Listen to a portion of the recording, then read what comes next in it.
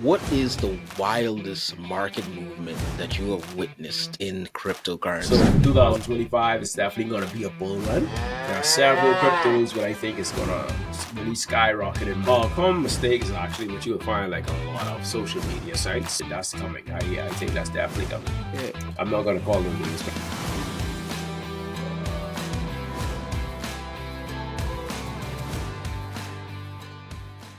Welcome back to yet another episode of the CryptoNoobz Podcast, where we talk about cryptocurrency and the technology around it, and we break it down for beginners. I'm your host, Nelson Ricardo.x, and I'm joined with my co-host. Lamont Astwood, aka Crypto Lambo. And this episode, we're going to be talking about crypto exchanges.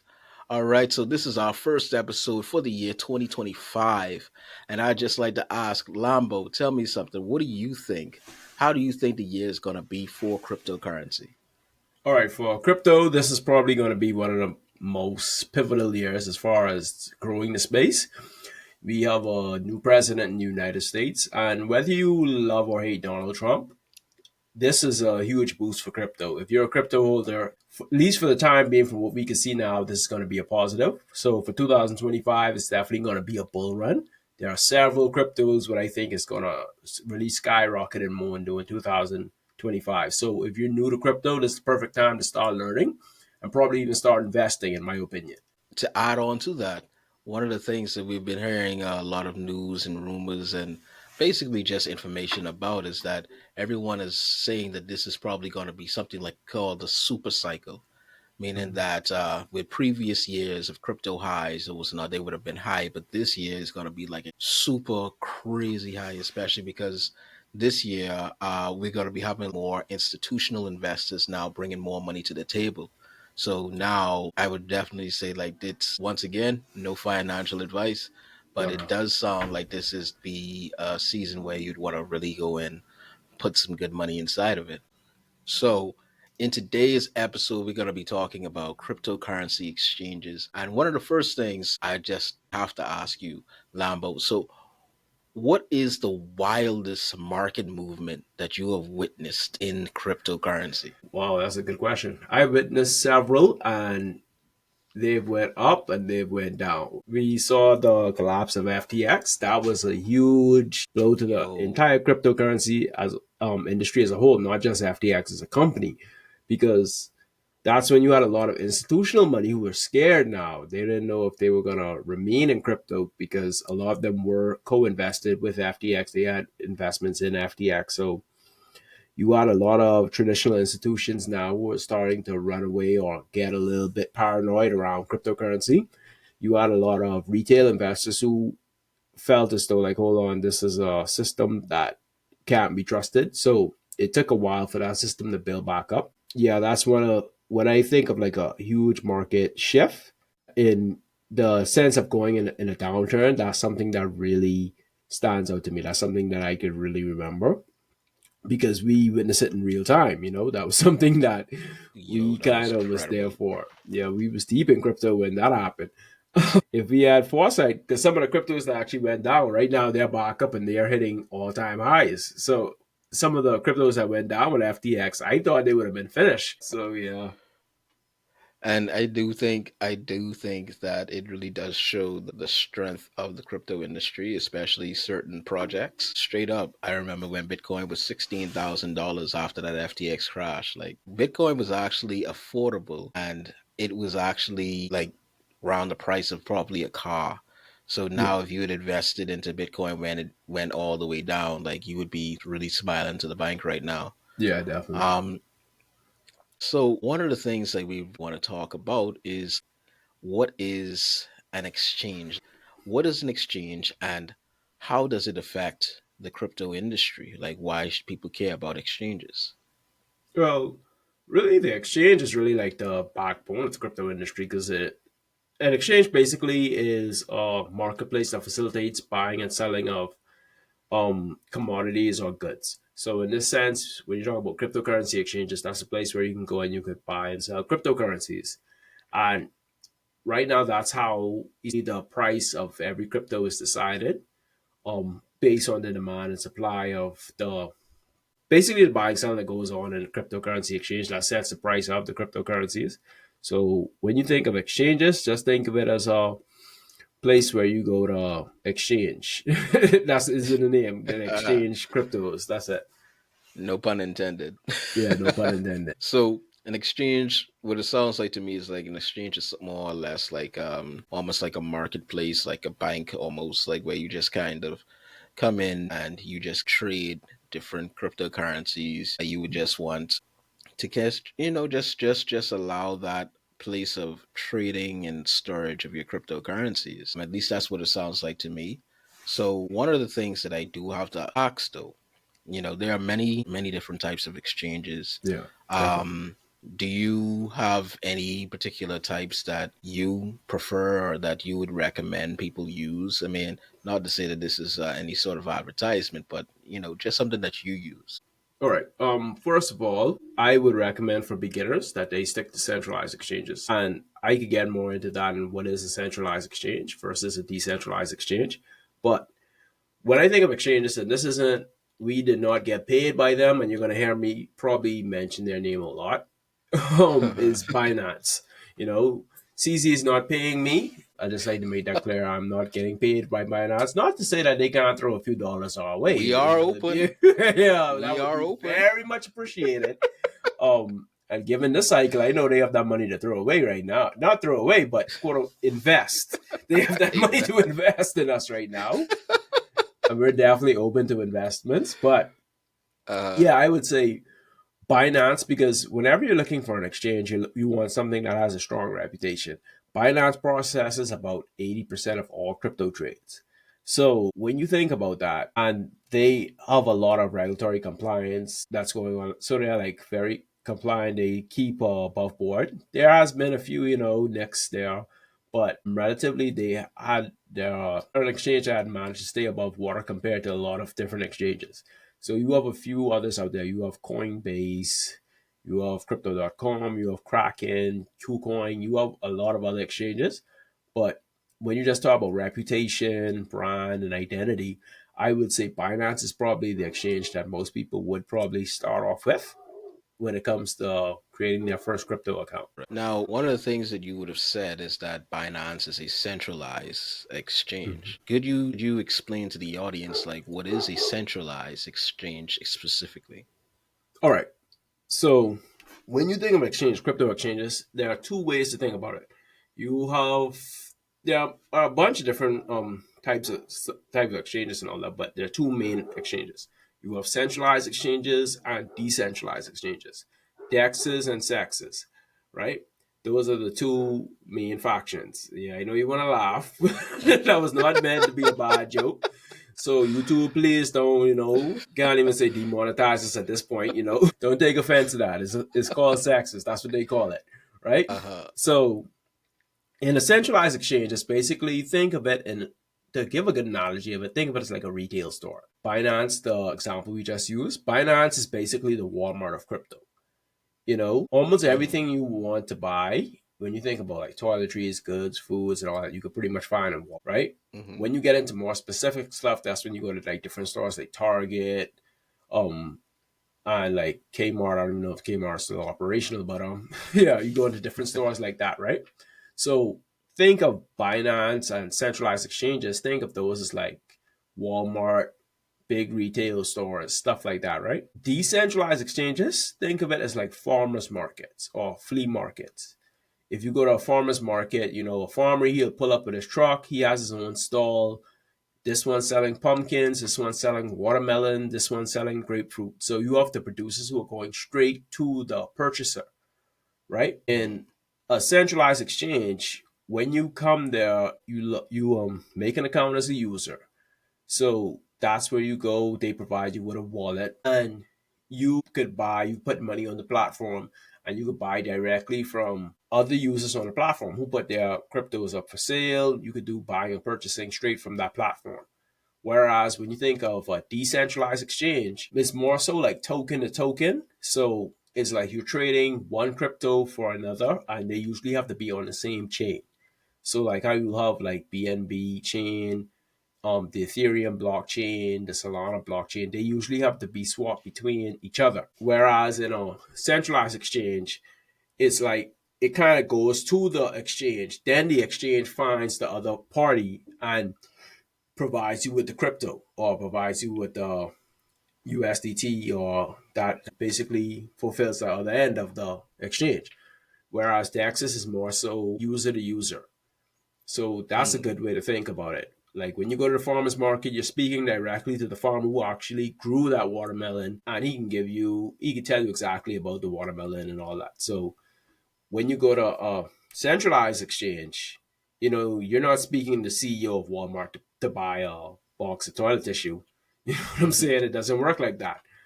So yeah, that's basically the way how you could think of decentralized and centralized exchanges. So by that definition, the decentralized exchange sounds like it's more like a second-hand market. I mean, like level with me. So we have the decentralized exchanges, which is more like the farmers market. So I could go Yeah. directly and buy this particular cryptocurrency, this coin or what's not.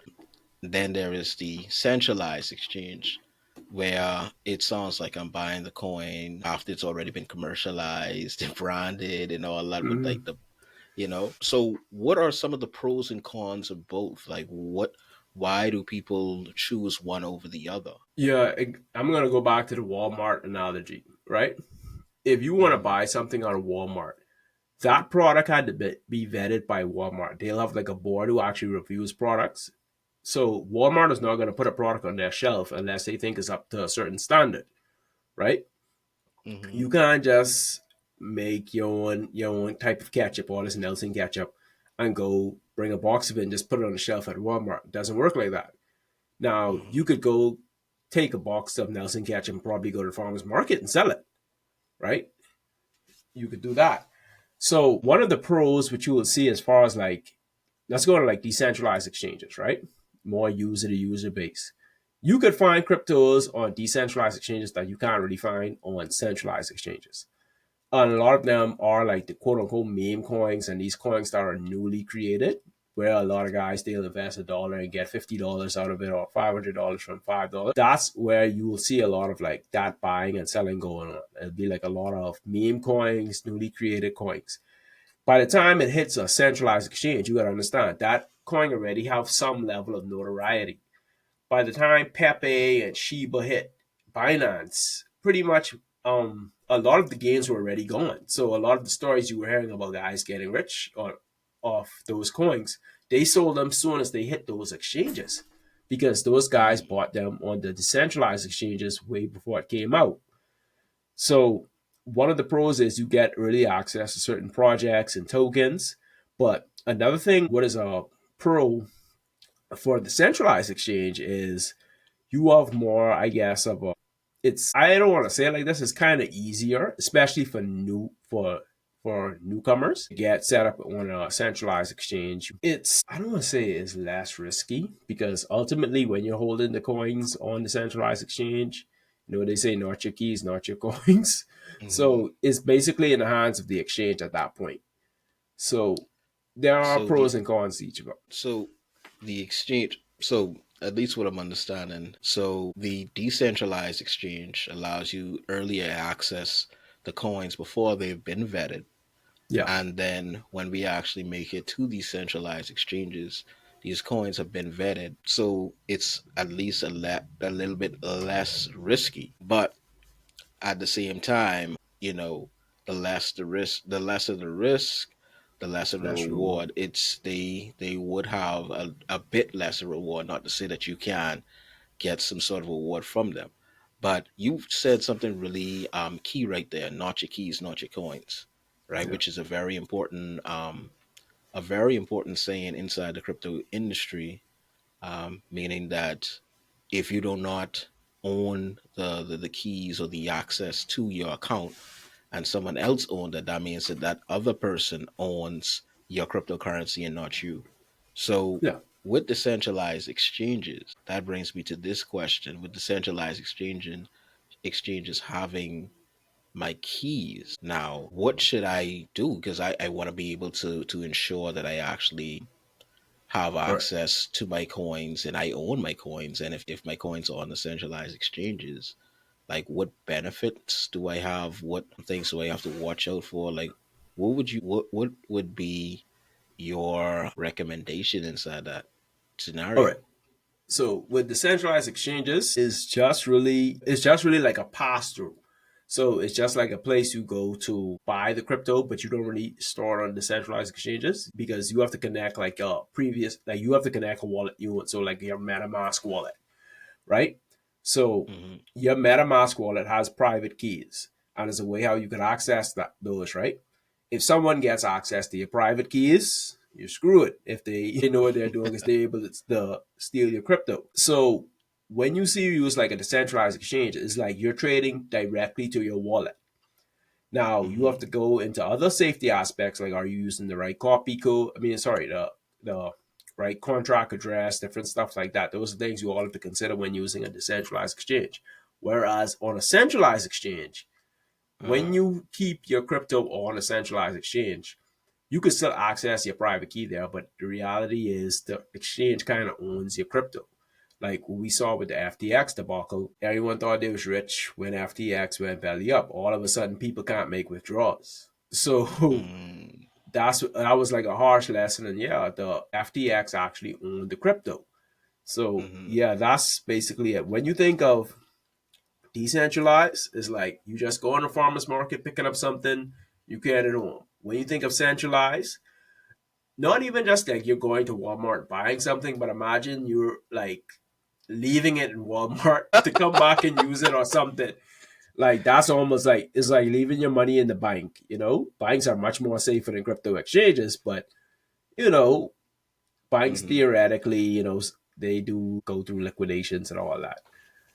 So So yeah, so that brings me to yet another that brings it to yet another question, right? Because we understand that we are inside an industry that is known for its volatility and sometimes security risks, right? yeah, So how do, like, first and foremost, and you also talked about the Mt. Gox I mean the FTX FTX, situation, right? There was yeah, also an exchange called Mt. Mt. Gox, Gox that yeah, would have went belly up a couple of years ago, and I think that yeah. those the people who would have had their cryptos inside of Mt. Gox were supposed to be paid out or something like that, right? You have So what you that say brings me. supposed to be, and you see how long ago Mt. Gox was. Like that's insane because Mt. Gox that was like Mt. Gox was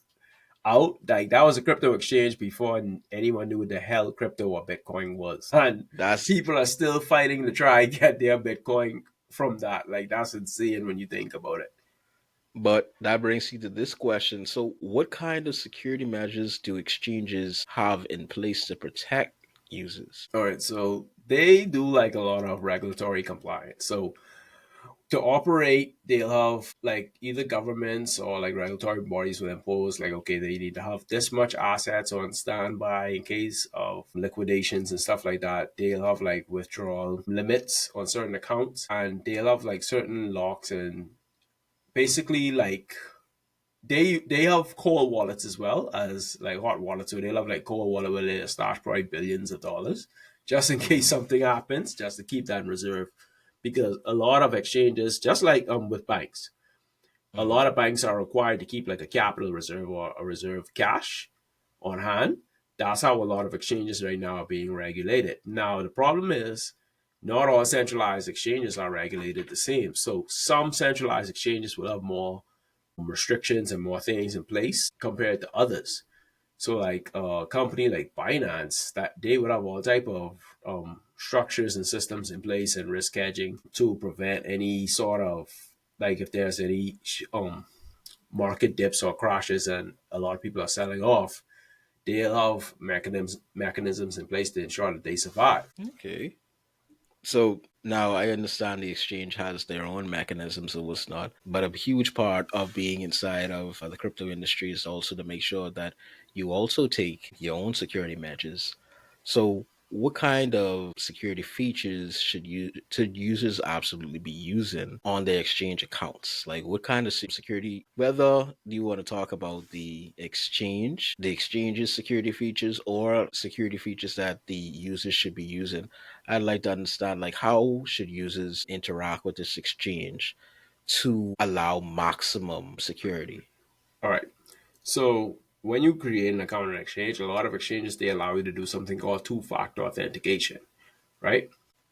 Some of them they require for different things. So it'll be like, all right, if you want to log in, you will have to do like a two-factor authentication. So you download like Google Authenticator, and they'll say, all right, punch in the six-digit code, and the code will refresh like every 30 or 60 seconds or something like that.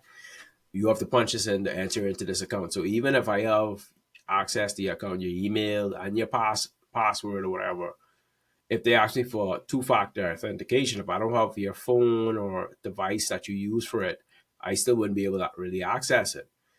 That they always say like use a strong and unique password. There's something they like to Hmm. say. Not Um, password 123. yeah, not password 123. On the bottom is everything is something something 1242 or something something 242. That login alerts are actually good. Like if you try to Hmm. log in, it'll send alert directly to your phone. So like if someone try to log in through in like a laptop somewhere in Nigeria or somewhere, it'll send it directly to your phone. Yeah, login alerts are good.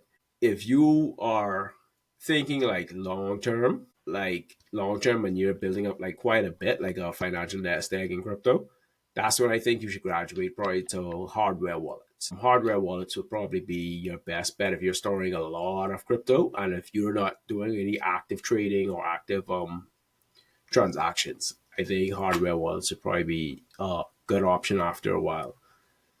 And So no, you continue. yeah, and there's a few things you shouldn't do. Like you shouldn't really share your password information. Beware of like phishing attempts. So like if you see someone from Binance calling you out the blue and say, "Hey, your account has been compromised. We need you to log in. Do a team viewer or share your screen. Blah blah blah." Those are things you got to be really careful of. Be careful of like where you're saving passwords on certain browsers, especially like when you're using public Wi-Fi and all that. Like, trust me, a lot of hackers are very, very determined. They're very determined and they're intelligent. I can give them that. Yeah, man, that's the thing. I feel as if you're always going to be inside like some sort of a constant Yeah. battle to try to protect your assets, and I feel like we should always take whatever net steps necessary to make sure that we consistently could keep control and be able to protect our assets. So that actually, so what one of the things that actually brings up too is what should users, especially like beginners, because this we when we talk, we especially want to help a lot of beginners inside of crypto. So what things should beginners inside of cryptocurrency be looking for when choosing an exchange to use? When you're looking for an exchange is almost like you're trying to pick a bank. You want a bank that has a strong reputation. Once again, we're not being paid by them, but they could send us a little bag if they like. I always recommend for beginners to use Binance. And the reason for that is not just because, they're the most recognized, but they have the most trading volume. These are things you have to take into consideration because when you look at a lot of other exchanges, if there's a lack of trading volume, there's a issue of like executing trades, then you might not be able to find the cryptos you want. And Binance has a really good platform, like for beginners just getting used to the trading or investing on a whole. And they have a lot of options for like newcomers. So I always recommend that. You want to look at like their regulatory and compliance situation. Are they regulated properly? Um, is a lot of information about the exchange public, who's the CEO, who's the founder, stuff like that. You always want to be aware of things like that. Where are they located? If they're located in a company that has lax crypto laws, that might raise a red flag when you're thinking about investing. So those are some of the things I would say to look out for when picking a crypto exchange. And earlier, when picking your crypto exchange, and earlier you would have talked about beginners, right? beginners in crypto going to centralized exchanges to really start that crypto journey over decentralized exchanges. You could go into more detail as to why would you say that? Like why do you think like once more like why do you think beginners should start off at centralized exchanges? Yeah, like I think of it as more so like a one-stop shop. You know, you get a wallet and you get access to cryptos. Now, I think that's good if you like just beginning. Now, if you're investing a large sum of money initially, I would say, okay, if you're able to execute that trade, then you got to think about moving those coins over to like a hardware wallet or more secure space. And when you think about like a centralized exchange, when you're investing in certain cryptos, a lot of those cryptos have been vetted. Not to say that they won't go down in value, it's just that they had to go through some sort of regulation, some sort of vetting process. When you look at decentralized exchanges, some of these exchanges, these guys be putting stuff up what is basically like a clone of an actual token. So if you don't get the right copy address or contract address, you thinking you're buying Bitcoin or you thinking you're buying Ethereum, you buying Ethereum evil twin, and those guys run off, pull a rug under you. So Mm. I would say on decentralized exchanges is much more. You'll probably find much more rug pulls and scams over on that side versus like the centralized exchange. And for a beginner, you don't want to be in nowhere where it's going to be a bunch of rug pulls and scams. You don't want to be throwing your money in those particular areas, not that part, not that side of the pool. And then when you actually add money, like as a user, I could actually use my debit card to go to these exchanges. And when I use my debit card to go to these exchanges, I could go and basically purchase cryptocurrencies and things like that, including stable coins. Now, in an earlier episode, we would have talked all about the different coins and we would have mentioned stable coins. What role do stable coins play in an exchange's ecosystem? Like, if you could answer that for us. All right. So one of the main things that stablecoins are good for is price stability, right? Reducing volatility, price stability. Basically, when you compare like cryptos like Bitcoin, Ethereum, Shiba, Doge, those the value of those could go up and down like crazy. Up 10% one day, down 20% the next, down 10% the day, up 30% the next. So stable coins provide like a lot of stability to the market, and Hmm. also it acts as like a common trading pair for a lot of securities. So definitely like if you're using like USDT, you could see exactly where this value of Ethereum is like 3,000, $4,000 in USDT. So you know that's 3,000, 4,000 US dollars. Sorry. It also allows for a lot more efficient transactions. And when you have to do that, as opposed to converting fiat currencies to like Bitcoin, when you could use USDT to convert directly to Ethereum and Bitcoin, it'll create like a faster transaction at that point. And Hmm. it provides a lot of risk hedging for exchanges and for large scale investors and traders because they're able to like keep a portion of their funds in stable coins like USDT and USDC. So they'll know like, okay, if I have $1 million portfolio, if $150,000 is in my portfolio, even if the rest of my investments fall by 10%, I know that $150,000 is going to remain $150,000. So Hmm. it does allow for that. And just for the audience, just know that fiat is just the word fiat just means basically just a regular dollar.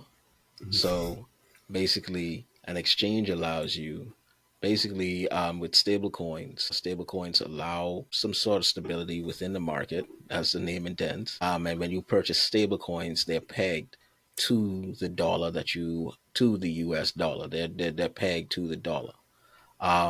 So now with the whole now, so we understand what an exchange is. We understand how beginners could actually start and buy cryptocurrency inside an exchange. We also understand the difference between centralized exchanges and decentralized exchanges. So one of the things we want to ask about is what are some of the common mistakes that people make when dealing with exchanges?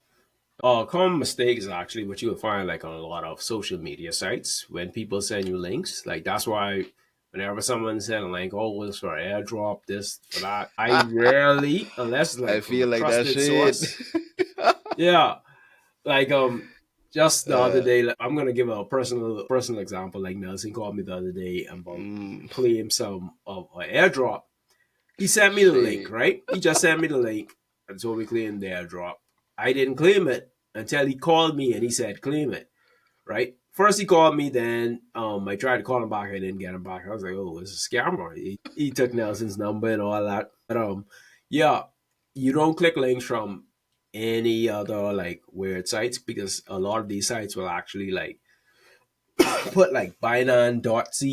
You think you go on to Binance or KU or CUCOIN, KuCoin, when it's supposed to be KUCOIN. So you go there, you log in, you probably set up like a transaction to go from another address. They go and they take all your coins, or you send your crypto there, and you know what I'm saying. So you got to be really careful. You have a lot of like phishing scams, malware that'll be downloaded on your computer. Mhm. So you gotta be really really careful with that. And yeah, what is other common mistakes you will see people do? I'm trying to remember like if any mistakes I might have done. I might I have I'm one. I all have right. one. What you I did? feel so when you're using an exchange, right? One of the updates that I love that exchanges now do that wasn't always there is where you could actually copy your public address. So when you want to send crypto from one exchange to another or one wallet to another, right? What you would have to do is you would have to go and copy the public address of the receiver, and then you would plug that in and then you would send the crypto. One of the mistakes that I see a lot of people make is that, especially if it's a big transaction, they just would send like the The whole whole thing. thing, and they don't double check if the address is correct, and that's how a lot of people lose their money. A better alternative to that would actually be to actually send a small portion first to make sure that the money Definitely, arrives to the intended destination, and then definitely, afterwards then send in the big amount.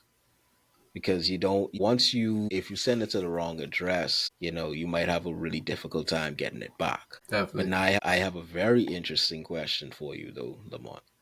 Hmm. So, after our explanation of exchanges, we understand that they are something more like a marketplace combined with a bank, right? Yeah. Now,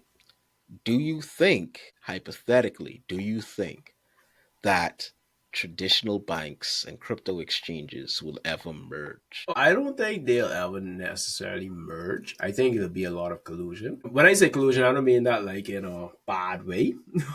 Uh, Because you have several banks like regular financial institutions where they have a lot of crypto clients, so they'll hold funds on behalf of certain crypto firms, and you have a lot of banks right now who are not taking any funds from crypto firms until more clear regulation comes out.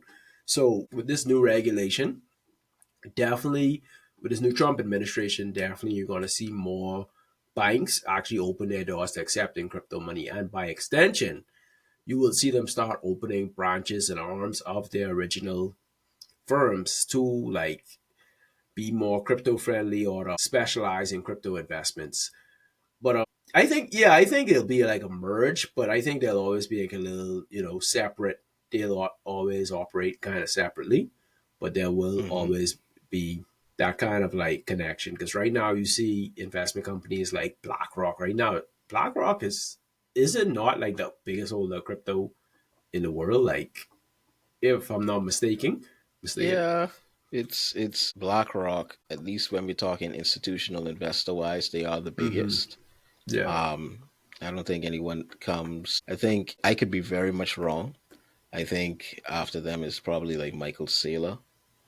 that's what But Michael Shelby. definitely BlackRock is up there. Yeah, yeah. So I don't think it. I think there would be some sort of collusion, but I don't think it'll be a straight up merger. But I think a lot of banks right now, a lot of the major banks are definitely considering opening up crypto arms for sure.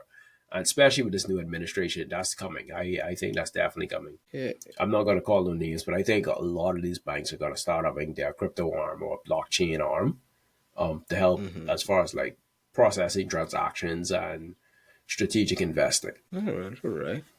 But thank you so much, Lamont, for once again just coming through. Thank you for educating us on crypto exchanges. So to the audience, once again, thank you for yet another great episode.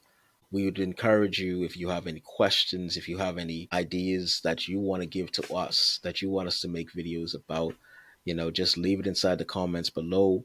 We are always here to help, and we are here to educate beginners and bring you into the world of crypto. So after that, we'd just like to say a great day to you, all of you. Any last words from you, Lamont? Yeah, I would just say for 2025, buckle up. This is going to be a wild ride. All right. And we are happy you're here with us. This is going to be a fun ride along with us. Awesome. You guys have a wonderful night. All right. No, I can say, you guys have a great time. No, thank you until next time. Dog.